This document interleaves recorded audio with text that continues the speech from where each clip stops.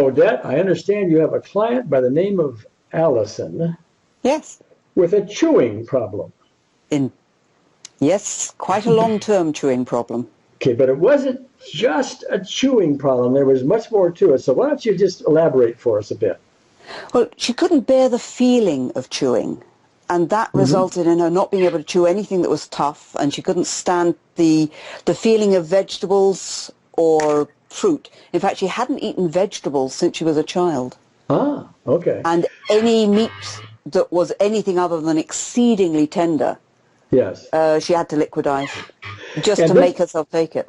Yeah, and from an EFT point of view, one of the first things we think about, at least the first things I think about is, where back in the past is a specific event or two or three, that gave rise to all this. What is she replaying currently, to bring this about,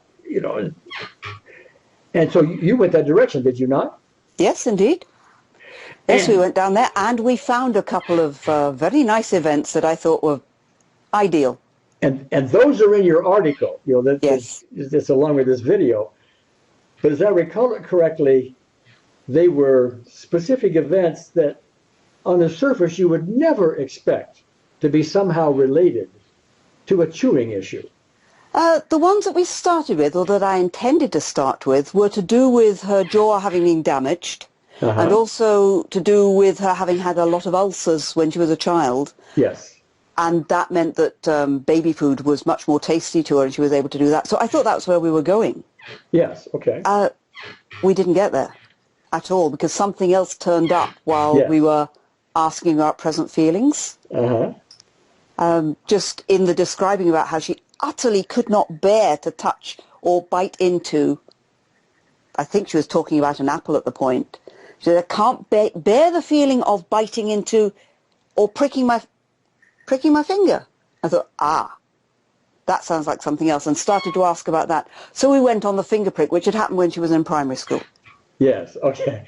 And fascinating, and this is something that I really would like to have all the listeners and people reading this article pay attention to, is clients, if we're listening, will give us these clues. They show up sometimes, and a lesser experienced EFTer just might dismiss that.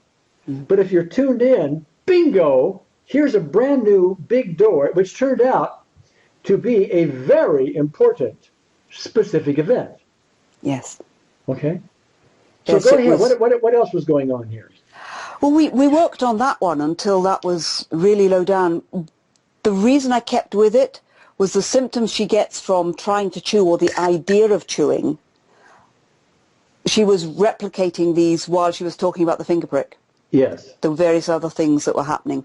And we got that so that it wasn't happening at all anymore. Yes. And then I did the classic one that you've told everyone to do.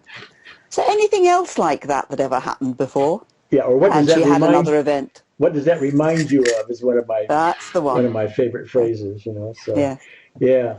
So anyway, this article of yours I thought was really excellent, and it just unfolds a lot of this, and there's a lot of good meat in here for those who are really motivated, to take EFT to its highest level. So my gratitude to you, Odette. Thank you so much.